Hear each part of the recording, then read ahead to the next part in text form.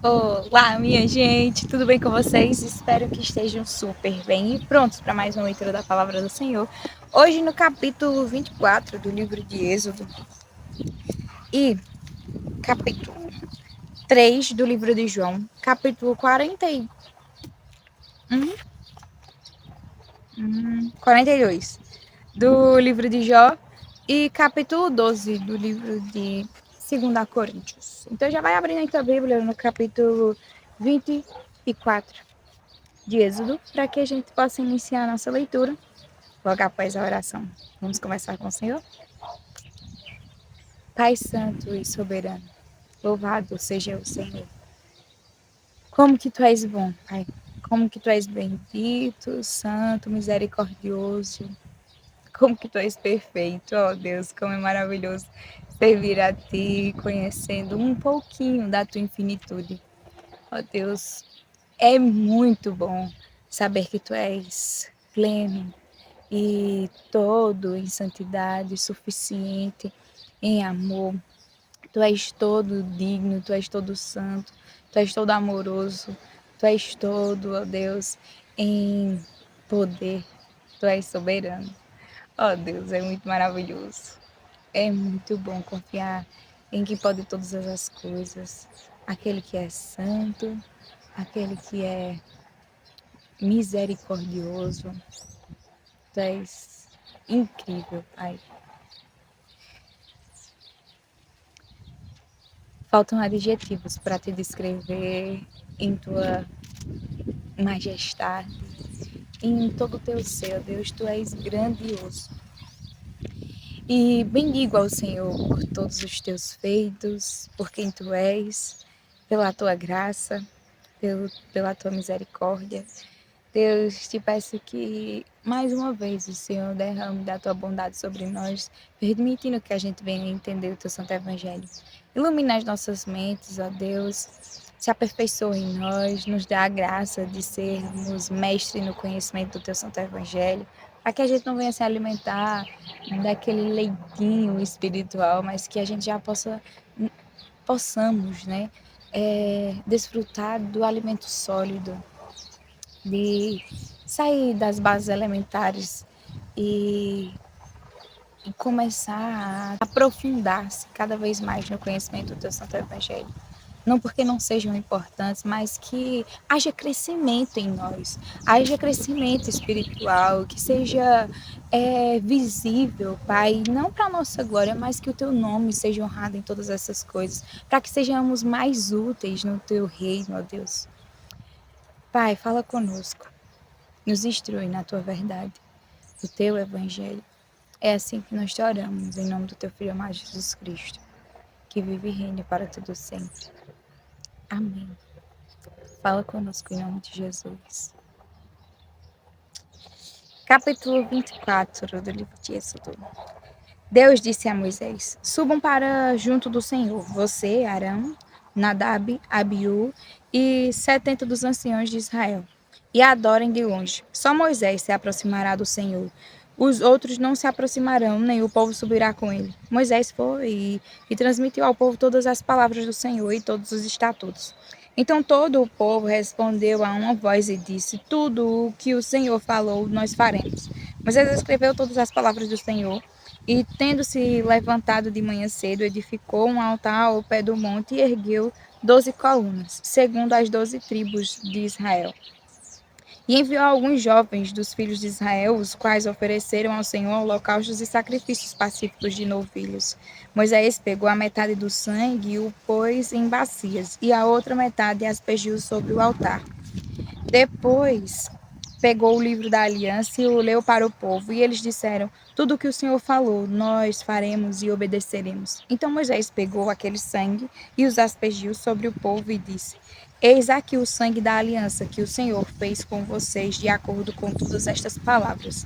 Moisés, Arão, Nadab, Abiú e 70 dos anciãos de Israel subiram o monte e viram o Deus de Israel, sob cujos pés havia como que uma pavimentação de pedras de safira, que se parecia como o céu na sua claridade. Deus não estendeu a mão contra os escolhidos dos filhos de Israel. Eles viram Deus, comeram e beberam. Então o Senhor disse a Moisés: Suba para junto de mim, no monte, e fique lá. Darei a você tábuas de pedra, a lei e os mandamentos que escrevi, para que você ensine o povo. Moisés se apressou, juntamente com Josué, seu auxiliar, e subiu o monte de Deus, e disse aos anciãos: Esperem aqui até que voltemos para junto de vocês. Eis que Arão e Hur ficam com vocês. Quem tiver alguma questão deve se dirigir a eles. Tendo Moisés subido, uma nuvem cobriu o monte, e a glória do Senhor pousou sobre o monte Sinai, e a nuvem o cobriu durante 6 dias. No sétimo dia, do meio da nuvem, o Senhor chamou Moisés. Aos olhos dos israelitas, o aspecto da glória do Senhor era como um fogo consumidor no alto do monte. E Moisés, entrando pelo meio da nuvem, subiu o monte, e lá permaneceu 40 dias e 40 noites. Capítulo 3 do livro de João. Do Evangelho de João. Havia entre os fariseus um homem chamado Nicodemos, um dos principais dos judeus. Este, de noite, foi até Jesus e lhe disse: Rabi, sabemos que o Senhor é mestre vindo da parte de Deus, porque ninguém pode fazer estes sinais que o Senhor faz se Deus não estiver com ele. Jesus respondeu: em verdade, lhe digo que se alguém não nascer de novo, não pode ver o reino de Deus.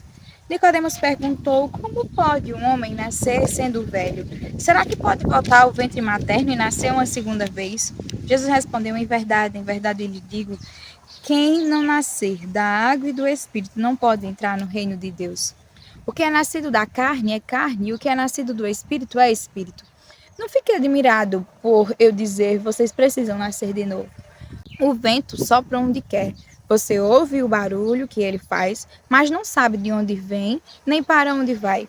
Assim é todo o que é nascido do Espírito. Então Nicodemos perguntou: como pode ser isso? Jesus respondeu: você é mestre de Israel e não compreende estas coisas?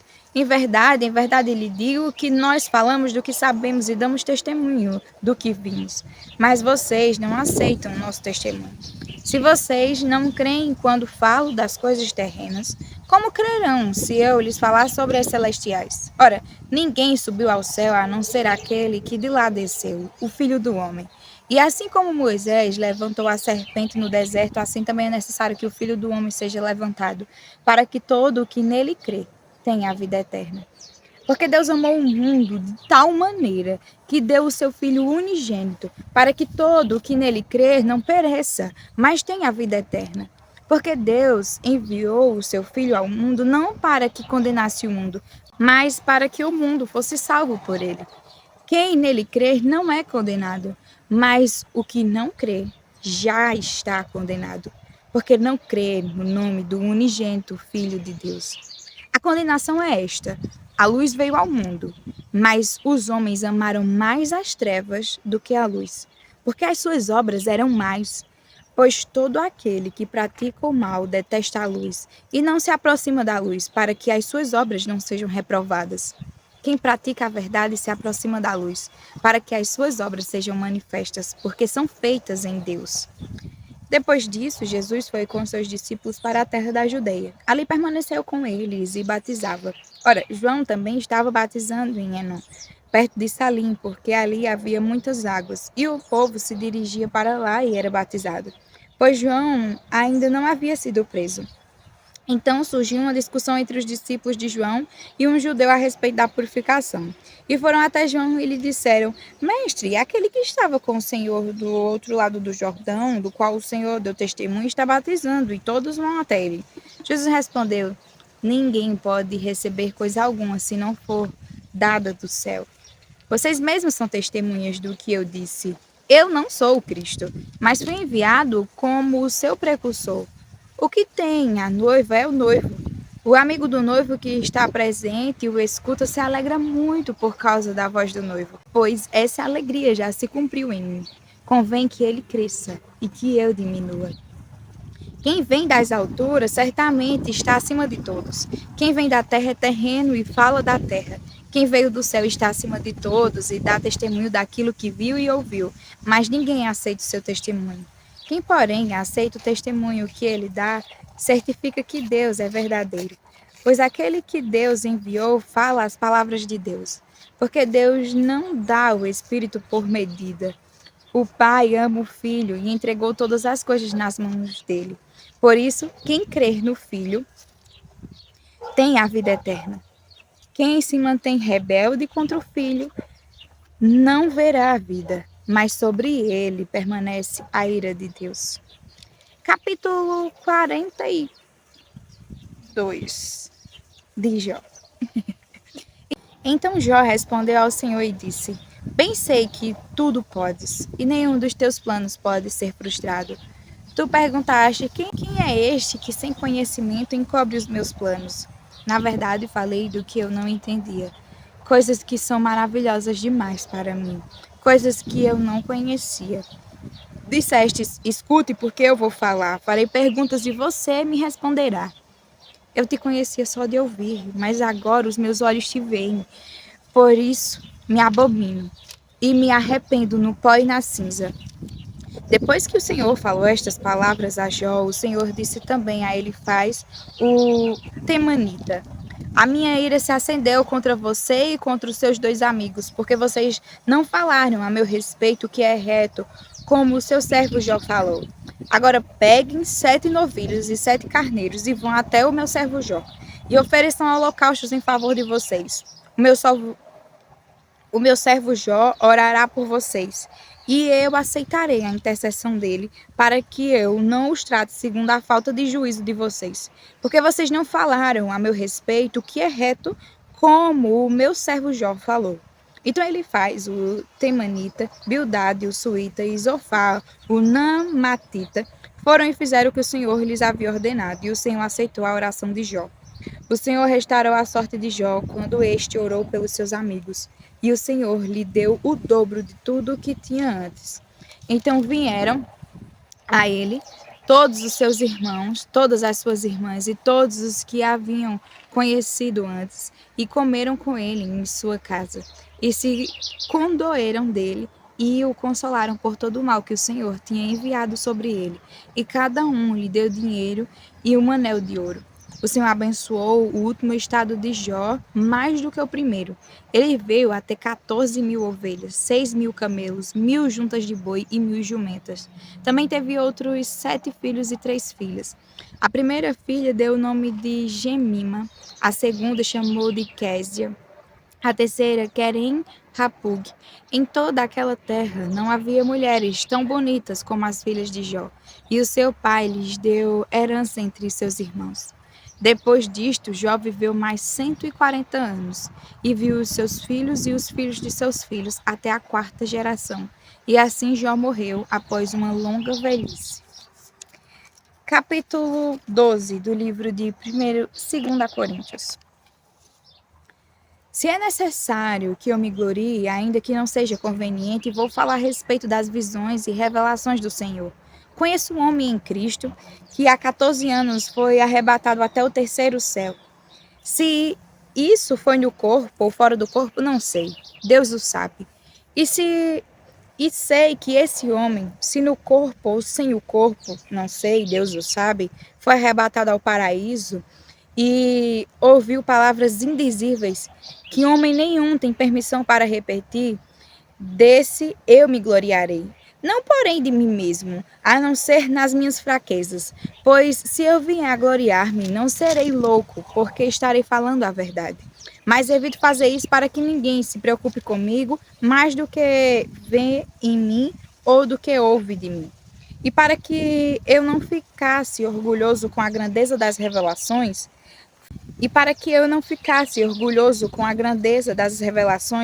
foi-me posto um espinho na carne, mensageiro de Satanás, para me esbofetear, a fim de que eu não me exalte. 3 vezes pedi ao Senhor que o afastasse de mim. Então ele me disse: A minha graça é o que basta para você, porque o poder se aperfeiçoa na fraqueza. De boa vontade, pois mais me gloriarei nas fraquezas, para que sobre mim repouse o poder de Cristo. Por isso, sinto prazer nas fraquezas, nos insultos, nas prisões, nas perseguições, nas angústias, por amor de Cristo. Porque quando sou fraco, então é que sou forte. Fiz-me louco, mas vocês me obrigaram a isso. Eu devia ter sido recomendado por vocês, pois em nada fui inferior a esses superapóstolos, ainda que nada sou. Pois as minhas credenciais de apóstolo foram apresentadas no meio de vocês com toda a paciência, por sinais, prodígios e maravilhas. Pois em que vocês foram inferiores às demais igrejas, senão no fato de eu não ter sido pesado a vocês. Perdoem-me esta injustiça. Eis que pela terceira vez estou pronto para visitá-los e não serei um peso para vocês, pois não estou interessado nos bens de vocês, e sim em vocês mesmos. Não são os filhos que devem juntar riquezas para os pais, mas os pais para os filhos. Eu de boa vontade gastarei e me deixarei gastar em favor de vocês. Se eu os amo cada vez mais, será que vou ser amado cada vez menos? Seja como for, eu não fui peso para vocês. No entanto, sendo astuto, eu os prendi em astúcia. Será que eu explorei vocês por meio de alguém que lhes enviei? Pedi a Tito que fosse até aí, mandei com ele outro irmão. Será que Tito explorou vocês? Não é verdade que temos andado no mesmo espírito? Não seguimos nas mesmas pisadas? Há muito vocês podem estar pensando que queremos nos defender diante de vocês. Falamos em Cristo diante de Deus. E tudo isto, meus amados, é para a edificação de vocês. Pois tenho receio de que, indo até aí, eu não os encontre na forma em que gostaria de encontrá-los. Também vocês me achem diferente do que esperavam e que haja entre vocês briga, inveja, ira, egoísmo, difamação, intriga, orgulho e tumulto. Tenho receio de que, indo outra vez, o meu Deus me humilhe diante de vocês e eu venha a chorar por muitos que no passado pecaram e não se arrependeram da impureza, da imoralidade sexual e da libertinagem que praticaram. Amém. Até amanhã. É mais uma leitura da palavra do Senhor. Fiquem com Deus.